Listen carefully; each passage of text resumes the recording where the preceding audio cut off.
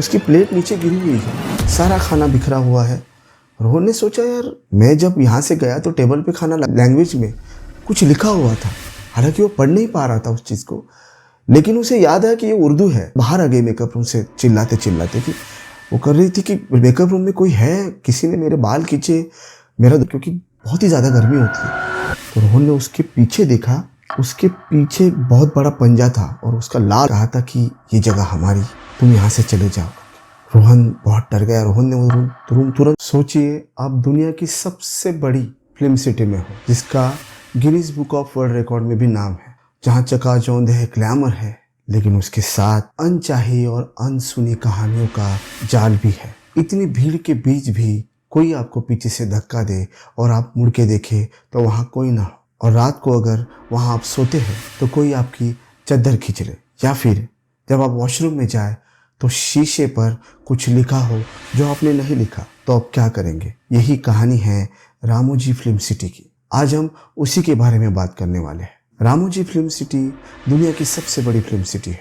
इसे 1990 में चेराकुरी रामोजी राव, जो एक बहुत बड़े मीडिया टाइकून थे, उन्होंने बनवाया था। वो चाहते थे कि वेस्टर्न कंट्रीज की तरह एक ही छत के नीचे सारे तरह के सेट हो।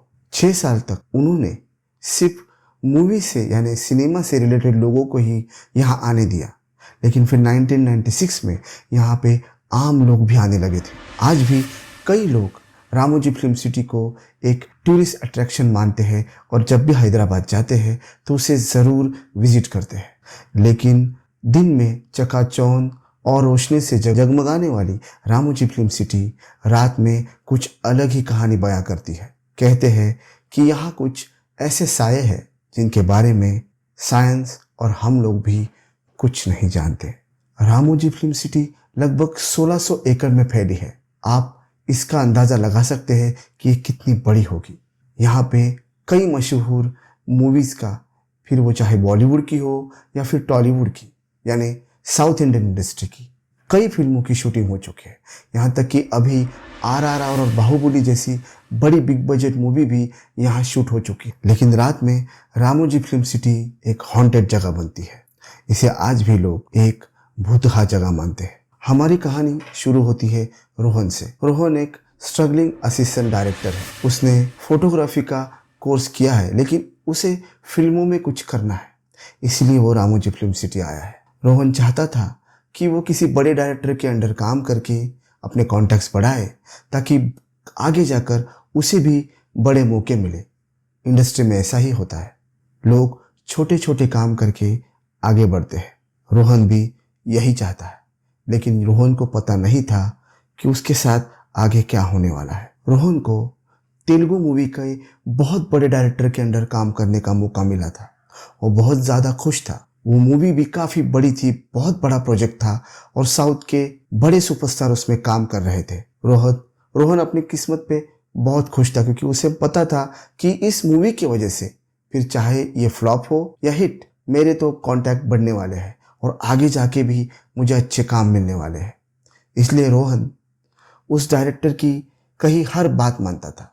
यहाँ तक कि उसने डायरेक्टर के साथ रामोजी फिल्म सिटी में रहने का फैसला किया और उसे एक कमरा मिला। हालांकि एक उसका रूम पार्टनर भी था, लेकिन वो किसी अलग मूवी के सेट पे काम कर रहा था, इसलिए वो रात को लेट आता था या फिर कभी कभी पूरी रात काम करता था। इसलिए रोहन को होटल में अकेले रहना था। सुबह जब काम करने वो गया तो वहाँ के रामलिंग राजू ने उसे एक कहानी बताई थी। रामलिंग राजू कई सालों से रामोजी फिल्म सिटी में काम कर रहा था। वो हैदराबाद का नेटिव था। वो कहता था कि रोहन, तुम्हें पता है, उसने अपने अजीब सी हिंदी में बात करना शुरू किया। हालांकि राजू अच्छी हिंदी बोलता था, लेकिन उसमें थोड़ा साउथ इंडियन लहजा था, तो रोहन उसकी बात सुनते सुनते हंस पड़ता था। लेकिन राजू बहुत ही सीरियस एक बात करने लगा। राजू ने उसे बताया रोहन को कि रोहन, ये जगह जो रामोजी फिल्म सिटी की जो पूरी जगह है, ये ऐसी जगह पे बनी है जहाँ पे निज़ाम का सबसे बड़ा आखिरी युद्ध हुआ था, लड़ाई हुई थी। तो यहाँ हज़ारों लोग मारे गए हैं और कहते हैं कि रात को उनकी आत्माएं आज भी यहाँ पे भटकती है। यहाँ तक कि कई बार दिन में भी लोगों को अजीब से एहसास होते हैं। कई बार असिस्टेंट को या एक्स्ट्रास को या कभी कभी बड़े स्टार को भी उनको पीछे से किसी ने धक्का दे दिया हो, या फिर किसी एक्स्ट्रा का दुपट्टा खींच लिया हो, या फिर कोई स्टंटमैन अचानक बिना किसी कारण से गिर जाना, ये सब अनुभव सबको हुआ है। तो रोहन तुम संभल के रहना, यहाँ तक कि यहाँ के होटल्स में भी उनका आना जाना लगा रहता है। राजू की बात और उसका लहजा, ये सब सुन के रोहन को हंसी आई। उसने उसे सीरियसली नहीं लिया, लेकिन यही बात और 2-3 लोगों ने की तो रोहन थोड़ा सा डर गया। आखिर वो ज़्यादा बड़ा भी नहीं था, 25 साल का ही था, नौजवान था और गांव में पला बड़ा था, तो इन सब बातों में थोड़ा बहुत यकीन तो करता था। लेकिन उसने ये सब बातें अपने दिमाग से निकाल दी और अपने काम पे ध्यान देने लगा, क्योंकि इसका डायरेक्टर था वो बहुत ज़्यादा चिड़चिड़ा था, उस पर हमेशा चिल्लाता रहता था। लेकिन कुछ नए सीखने के लालच में रोहन उसकी सारी बातें सुनता। आखिर इतना बड़ा डायरेक्टर था, आगे जाके उसी डायरेक्टर की वजह से रोहन का करियर बनने वाला था, इसीलिए बेचारा चुपचाप सब सुन लिया करता था। और ये बातें भी सुन रहा था क्योंकि वो वहाँ नया था। किसी को अगर वो कुछ ज़्यादा ऊंच नीच बोल दे तो काम भी जा सकता है। नया आदमी हर जगह डरा हुआ रहता है, सबकी बात सुनता है। हमारे साथ भी अक्सर ऐसा होता है, हम किसी नए जगह पे काम करने जाते हैं तो हम भी सबकी बातें सुन लेते हैं। तो रोहन भी यही करता था, वो सबकी बातें सुनता था और फिर वो उसके बारे में सोचता रहता था। लेकिन उसके बाद ये सब बातें उसने दिमाग से निकाल दी और उसने काम करना शुरू किया। एक सीन चल रहा था एक सॉन्ग का, उसके लिए उसे बीच बीच में असिस्टेंट डायरेक्टर के साथ मिलके कोऑर्डिनेशन करना था, उसमें वो जुट गया। शाम हो गई और रोहन 7 साढ़े 7 को अपने होटल रूम में जाने को निकला। और वो जाते वक्त भी राजू ने उसे कहा, शायद उसे चिढ़ा रहा था कि रोहन संभल के रहना, यहाँ भूतों का साया है। रोहन ने हंस के उसकी बात टाल दी और आगे बढ़ चला। हालांकि रोहन जब आया था रामोजी फिल्म सिटी में तो सीधा वो शूट पे ही गया था, तो होटल में उसका जाना पहली बार ही हुआ था। सीधा उसको होटल की चाबी, रूम की चाबी दे दी असिस्टेंट ने और वो चला गया। उसने देखा कमरा साफ़ सुथरा है, काफ़ी बड़ा है, क्योंकि वहाँ पे काफ़ी सस्ते होटल रहते हैं और ये जो डायरेक्टर था उसकी पहचान भी अच्छी थी, तो उसके क्रू को अच्छा अलॉटमेंट मिलता था। हालांकि उसका जो रूममेट था वो अकेला नहीं था उस कमरे में, उसका रूममेट भी था। लेकिन जैसे मैंने पहले बताया वो दूसरे किसी सेट पे था जिसकी नाइट शूटिंग थी, तो वो वहाँ पे चला गया था। तो रोहन अपने रूम में अकेला था। उसने देखा उसका खाना लगा हुआ था, वो आने से पहले ही असिस्टेंट ने उसका खाना उसके रूम पे भिजवा दिया था कि उधर ही आप खाना खा के सो जाइए, सुबह जल्दी शूट को आना है। उसने देखा कि प्लेट लगी हुई है, मैं ज़रा फ्रेश होके आता हूँ। वो फ्रेश होके बाथरूम में गया। बाथरूम में उसने वो नहा लिया, क्योंकि गर्मी के दिन थे, वो पसीने से तरबतर था। उसने नहा के कपड़े चेंज किए और बाहर आया। बाहर आते ही उसने देखा कि उसकी प्लेट नीचे गिरी हुई है, सारा खाना बिखरा हुआ है। रोहन ने सोचा, यार मैं जब यहाँ से गया तो टेबल पे खाना लगा हुआ था और अब क्या हुआ, अब ये सब बिखरा हुआ क्यों है। फिर उसे लगा कि मैं थक गया था, पता नहीं मेरा भी हाथ लग गया होगा। तो वो बेचारा, अभी वो नया था तो कुछ बोल भी नहीं पाया किसी को कि मेरा खाना गिर गया है, मैंने कुछ खाया नहीं है। वो ऐसे ही सो गया। पहला ही दिन था उसके जॉब का, तो उसने किसी को परेशान करना ठीक नहीं समझा। उसने सोचा चल सुबह जल्दी उठ के नाश्ता कर लूँगा मैं, तो वो सो गया। तो सोते वक्त उसके दिमाग में यही चल रहा था कि प्लेट गिरी कैसे, क्या हुआ, मैंने तो ऐसा कुछ नहीं किया। तो उसको धीरे धीरे वो दिमाग में चलना शुरू हुआ, तो सचमुच यहाँ कोई अनोखी बातें तो नहीं हो रही है, यहाँ पे कुछ अजीब सी हरकतें तो नहीं हो रही है। लेकिन उसने सोचा कि यार ऐसे कैसे हो सकता है, ये तो हर जगह पे ऐसी नई नई बातें बनती रहती है, छोड़ो ना। वो सो गया और फिर वो लकीली रात में उसके साथ कुछ हुआ नहीं। वो सुबह उठा तभी पहला थॉट उसको वही आया। खाना उसने हालांकि प्लेट वेट सब संभाल के रख दी थी, झूठा खाना रख दिया था नीचे गिरा हुआ, और वो बेचारा वॉशरूम चला गया खाली पेट। उसने ब्रश किया, वो बाहर आ गया। लेकिन उसके दिमाग में यही डाउट चल रहा था, क्या हुआ क्या हुआ क्या हुआ क्या हुआ। तभी उसने जब आगे देखा, वो होटल के कमरे का जो मिरर था वॉशरूम का वो काफ़ी बड़ा था, और जब उसने गर्म पानी से शॉवर लिया था तो उसके बाद जो बाफ पूरा जो ये होता है स्टीम जो आईने पे लगी हुई थी, उस पे एक अजीब सी लैंग्वेज में कुछ लिखा हुआ था। हालांकि वो पढ़ नहीं पा रहा था उस चीज़ को, लेकिन उसे याद है कि ये उर्दू है। उसे उर्दू नहीं आती थी। उर्दू में किसने लिखा होगा ये सब। वो उस वक्त वो डर गया कि रात को ही इंसिडेंट हुआ प्लेट गिरने का और सुबह ये बातें मेरे साथ होती है। उसने फटाफट अपने कपड़े बदले। लकीली उसी वक्त उसका जो रूममेट था वो रात की अपनी शिफ्ट कंप्लीट करके अंदर आया, और वो आके फिर उसने, रोहन ने उससे कुछ बताया नहीं। उसने वो मिरर साफ कर लिया, क्योंकि उसे पता था अगर मैं बताऊंगा तो ये मेरा मजाक उड़ाएगा। वो फिर फ्रेश होके अपनी तैयार होके फिर वो शूट के लिए चला गया।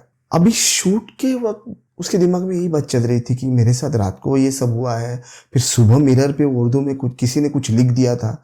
आई डोंट नो क्या था वो, लेकिन उर्दू में कौन लिखेगा भाई, हिंदी में लिखता, अंग्रेजी में कोई लिखता, और लिखेगा भी क्योंकि कमरे में मैं अकेला था। मैं तो इतना हेलुसिनेशन में नहीं जा सकता कि मैं खुद लिखूं और भूल जाऊं, और मैं लिखूंगा तो भी हिंदी में लिखूंगा या फिर अंग्रेजी में लिखूंगा, मैं उर्दू में क्यों लिखूंगा। लेकिन उसने वो थॉट निकाल दिया क्योंकि उसको काम पे कॉन्सेंट्रेट करना था।